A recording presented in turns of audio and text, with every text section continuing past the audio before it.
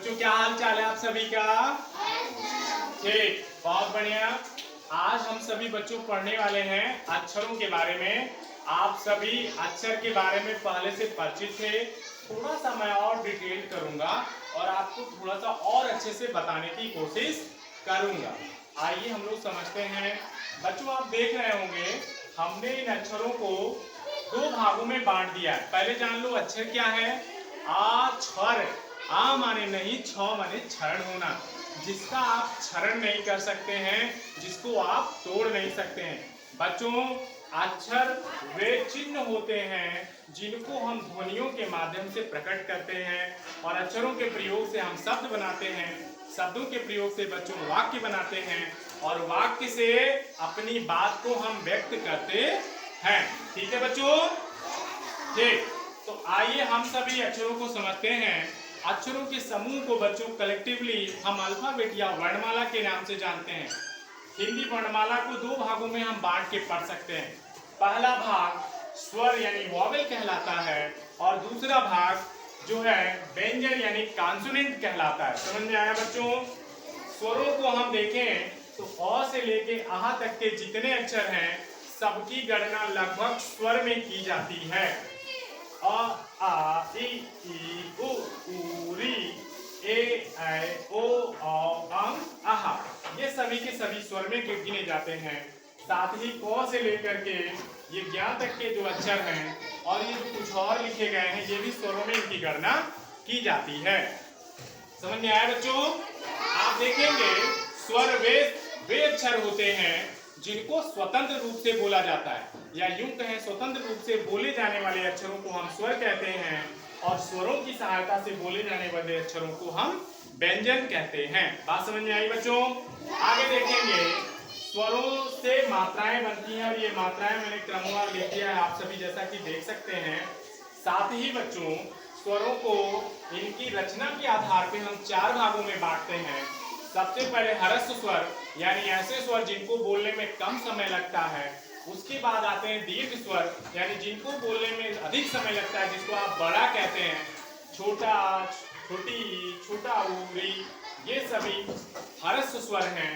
अ ई उ ये सभी दीर्घ स्वर हैं और इन स्वरों की सहायता से जो स्वर बनते हैं उनको हम संयुक्त स्वर कहते हैं, जैसे ए, आई, ओ, आओ। अब कौन स्वर किन किन स्वर अक्षरों से मिलके बना है वो मैंने यहाँ पे लिख दिया। जैसे ए बना है आ और आ से, आय बना है अ और ऐ से, ओ बना है आ और ऊ से, आओ बना है आ और आओ से।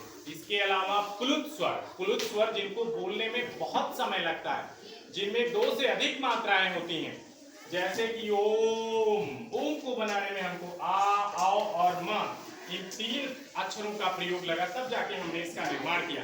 अब हम व्यंजन की बात कर लें बच्चों, तो व्यंजन स्वर की सहायता से बोले जाते हैं। जितने भी व्यंजन हैं सब के सब अर्धमात्रिक हैं। इनको पूरा करने के लिए बच्चों हम इसमें आ जोड़ते हैं। आ जोड़ करके ही हम इनका उच्चारण कर पाते हैं, अन्यथा सभी के सभी व्यंजन अर्धमात्रिक हैं। बिना आ के प्रयोग से हम इनका उच्चारण नहीं कर सकते हैं। देखेंगे स्वरों को 5 भागों में बांटा गया है। पहले क से लेकर के मा तक के जितने अक्षर हैं सब वर्गीय व्यंजन हैं। का वर्ग, चा वर्ग, टा वर्ग, ता वर्ग, पा वर्ग। साथ ही बच्चों य, र, ल, व जो आप देख रहे हैं ये अंतस्थ व्यंजन हैं। ये स्वर और व्यंजनों के बीच की स्थिति होती है। इनके उच्चारण में स्वर और व्यंजन दोनों का उच्चारण कहीं ना कहीं एक साथ होता है, इसीलिए इनको हम अर्धमात्रिक भी कहते हैं। इसीलिए इनको हम जो है अर्ध स्वर के नाम से भी जानते हैं या अंतस्थ व्यंजन के नाम से भी जानते हैं। इसके अलावा स, ह, स, ह जो है बच्चों इसको उष्म या संघर्षी व्यंजन कहते हैं।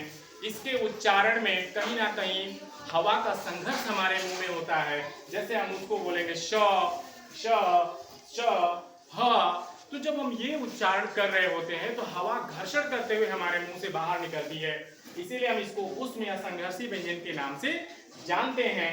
फिर आप देखेंगे छ, त्र, ज्ञ, ये सब संयुक्त व्यंजन हैं, दो व्यंजनों से मिल के बने हैं। जैसे आप क को ले लीजिए, अगर आप क को ले लीजिए तो क और च मिलकर के छ का निर्माण करते हैं। अगर आप त्रा का ले लीजिए तो त और र मिलकर के त्रा का निर्माण करते हैं, ग और या मिलकर के ज्ञा का निर्माण करते हैं, इसीलिए इनको संयुक्त व्यंजन के नाम से जाना जाता है।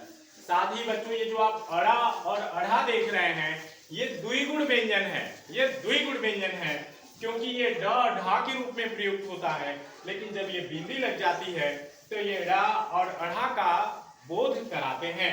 साथ ही बच्चों ज और फ दो ऐसे अक्षर हैं, अगर इन पे नुक्ता लग जाए, ये नुक्ता लग जाए तो इसको हम आगत व्यंजन के नाम से जानते हैं। एक चीज और आपके मन में प्रश्न होगा कि सर जी इस वर्गीकरण में आपने अंग और आहा का प्रयोग क्यों नहीं किया? तो आपको बता दूं बच्चों, अंग और आहा जो है ये आगत अक्षर हैं, आगत अक्षर हैं, इसीलिए हम इनको स्वरों की श्रेणी में नहीं रखते हैं। मूल रूप से जो हमारे स्वर हैं बच्चों केवल 11 हैं, अगर देखें तो मूल रूप से केवल 7 हैं, इन्हीं 7 की सहायता से शेष अन्य 4 का निर्माण हुआ है। तो आज की कक्षा में बच्चों हम लोगों ने जाना स्वर और व्यंजन, वर्णमाला, स्वरों के प्रकार, व्यंजन के प्रकार। आप अच्छे से देख सकते हैं इसको। आज की क्लास आपको कैसी लगी बच्चों?